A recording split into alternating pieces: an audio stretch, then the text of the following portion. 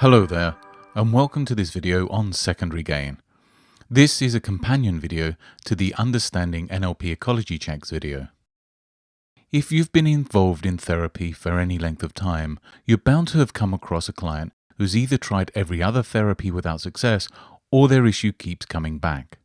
There are often many reasons for this, and one of the most common is called secondary gain. Primary gain is the benefit we get from directly doing an activity. Is what we would consider the reason for doing something. It's usually something tangible. We can see, touch or feel it, and it's often positive. For example, going to the gym as a positive behavior will have the benefit of making us fitter and healthier. This is our primary gain.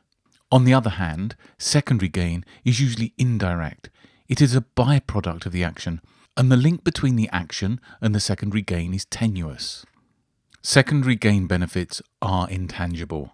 They may feel very real to the client, but it is only a perceived benefit, and its reality can be challenged, as there is unlikely to be any real evidence. Finally, the secondary gain may appear positive, but there could be negative underpinnings, and in the long term, the behavior may be detrimental to the client's mental and physical health. If we look at our gym goer example, the secondary gain could be a belief that there is an increase in attractiveness by going to the gym.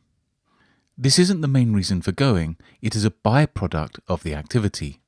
This belief doesn't take into account all of the other factors affecting attractiveness, and it could have a long-term negative impact on the client if they believe it will have a positive effect on their relationships, but this doesn't materialize. What appears to be a positive secondary gain could have negative long-term impact on the client's self-esteem and self-worth. So let's look at a typical issue that you may come across in a therapy session. I'm going to use weight loss as the issue for the client. It's a problem that many people face and has positive benefits. And when a client is particularly motivated, they will often seek outside help when they find that reaching their goals is difficult. It's also a common recurring issue and can sometimes have an element of secondary gain. The primary gain from a client being overweight could be that overeating helps them reduce stress, or they may comfort eat. It could simply be that they haven't found the right motivation to lose weight. It could be a multitude of things. These primary issues are often volunteered by the client as reasons why they can't lose weight. And be aware that all of these are enough to stop the client losing weight in the first place, and there may be no secondary gain at all. But if they seem committed but are still having problems, then secondary gain could be at play.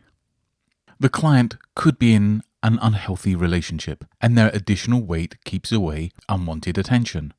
They have created a secondary gain of security. Some clients have a mindset that being overweight is healthy or a sign of wealth, so their weight has the secondary gain of prosperity. In both of these situations, there is a positive belief about their issue that may or may not be real. The belief that underlies secondary gain is often unchallenged. It's a belief that is accepted at face value without questioning the validity of the idea. It's also unverifiable. It's usually a complex cause and effect belief that is difficult to prove and just as difficult to disprove, which is why it sticks. The biggest component of a secondary gain belief is the level of emotional attachment the client will have to it. This is often the most difficult part of the issue to deal with, and the secondary gain is often tied directly into the client's personal worldview. Untangling it can be difficult and may also have wider ramifications in the client's life. Secondary gain beliefs are often unhealthy and unproductive in the long run, which is why it is important to deal with them. The whole issue of secondary gain can keep a client repeating the same patterns over and over without any real understanding as to why they can't change. So, assisting the client to review and release them can be a transformative experience.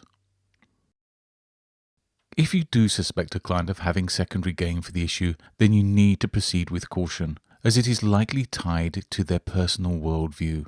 And that is a far more complex problem that will need to be dealt with before they will have success removing the unproductive behavior.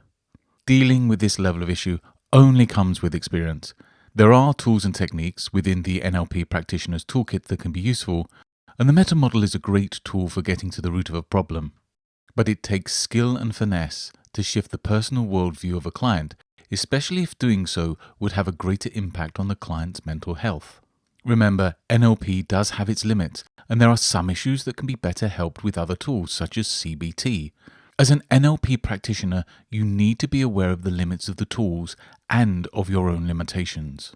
Remember the old saying, if the only tool you have is a hammer, eventually everything looks like a nail. If you do come across a client with a deeper issue, it may be worth considering referring them to someone who specializes in different approaches. The client should always come first in any therapeutic setting, and your ego comes a distant second to the needs of the client.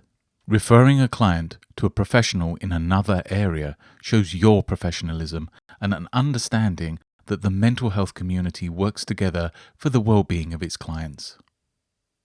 On a final note, it's important to be aware that secondary gain exists, but it's vital to remember that not all client issues will have a secondary gain component, and it should be one of the last things that you look for in clients that have a particularly sticky problem. As an aside, for those working in an industrial business setting, secondary gain can be a real issue when trying to implement any kind of change.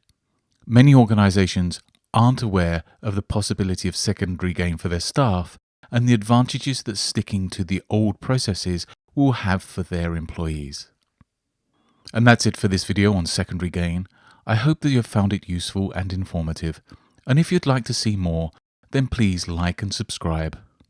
Until next time, goodbye and good mental health.